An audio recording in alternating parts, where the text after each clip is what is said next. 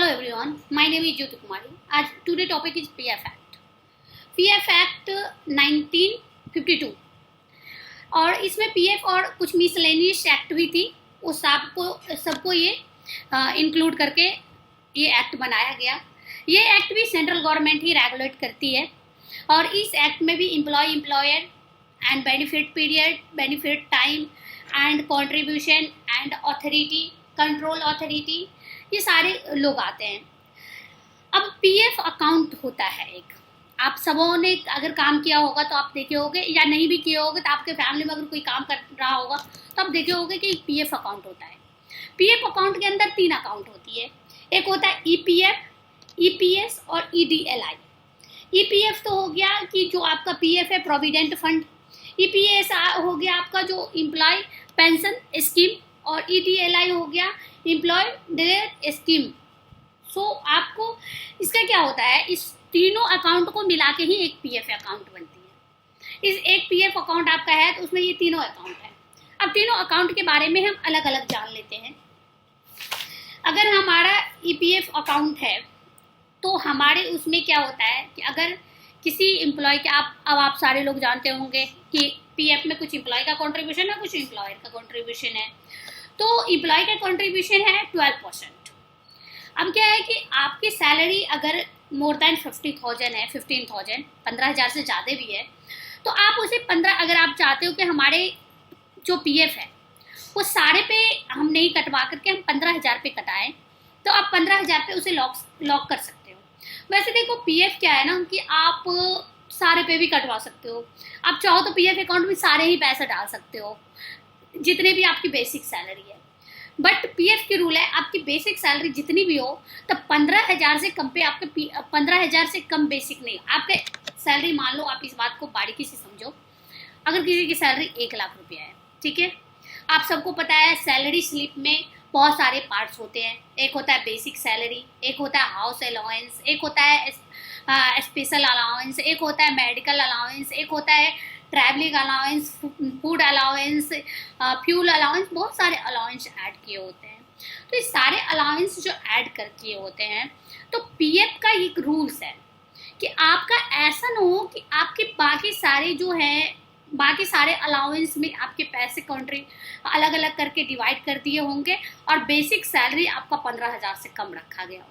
तो आप एक बात को समझना है कि अगर हमारी सैलरी सारी ग्रॉस बन रही है 25,000, तो हम बेसिक 15,000 से कम नहीं रख सकते, ये हमारी रूल्स होती है। तो अगर हमारी बेसिक सैलरी 15,000 है तो पीएफ कहता है कि 15,000 पे आप अपना जो पीएफ है वो कटवाओगे, पीएफ की रूल एक्ट कहती है। या 15,000 से ज़्यादा पे भी कटवा सकते हो, आप पूरे ही बेसिक पीएफ अकाउंट में डाल सकते हो। एक तरीके से ये सेविंग अकाउंट्स हैं। दूसरी बात ये कि आपकी सैलरी अगर मोर देन 15,000 है, 15,000 से ज़्यादा है, तो आपको ईडीएलआई तो मिलेगी बट पेंशन स्कीम में आप नहीं आओगे। अब क्या है कि 12% जो एम्प्लॉयर की कॉन्ट्रीब्यूशन है, आप इस बात को समझना, एम्प्लॉय की तो 12% कॉन्ट्रीब्यूशन है, वो तो कटेगा ही आपका। अब एम्प्लॉयर जो आपको 12% दे रहा है उसमें 3.67% जो है वो आपको मिल रही है पीएफ के लिए, पीएफ अकाउंट में। अगर आप EPS account, employ pension scheme account में आते हो उस स्लाइड में, तो आपको ना 8.33% मिलेगी उस अकाउंट में एम्प्लॉयर की तरफ से। अगर आप उसमें नहीं आ रहे हो तो आपको वो स्कीम नहीं मिलेगा। ईडीएलआई में 0.5% एम्प्लॉयर कंट्रीब्यूट करता है, तो वो आपको मिलेगी और पीएफ मिलेगी। अगर आपकी सैलरी मोर देन 15,000 है, 15,000 से ज़्यादा है, तो अगर आपका सैलरी 15,000 या 15,000 से कम है तो आपको एम्प्लॉयर की तरफ से टोटल 13% मिलेगी, जिसमें आपको 3.67% पीएफ अकाउंट में मिलेगा। उसके बाद आपको 8.33% ईपीएस अकाउंट में मिलेगा और 0.5% ईडीएलआई अकाउंट में मिलेगा और 0.5% एडमिन चार्ज होती है। तो ये ऑल अबाउट फंडा है पीएफ की। पीएफ आप जमा करते जाओगे। पीएफ आप तब निकाल सकते हो जब आपकी 2 मंथ आप अनएम्प्लॉयड हो और आपके पीएफ अकाउंट में आपने पैसे नहीं जमा किए।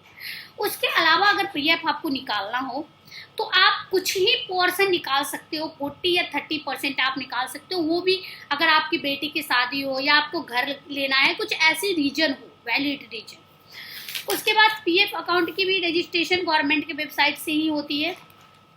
अगर आपने एक बार सारे पीएफ निकाल लिए हैं तो दोबारा आपको, जब दोबारा आप पीएफ के लिए ये करोगे, दूसरी कंपनी में ज्वाइन करोगे, तो फिर से वो आपका पीएफ रजिस्ट्रेशन करेंगे।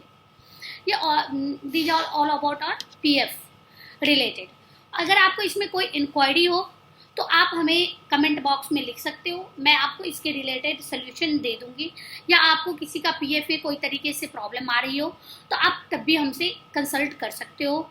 मैंने master of business administrative majority of human resource management से की हूँ, पीटीयू पंजाब टेक्निकल यूनिवर्सिटी से। Thank you so much.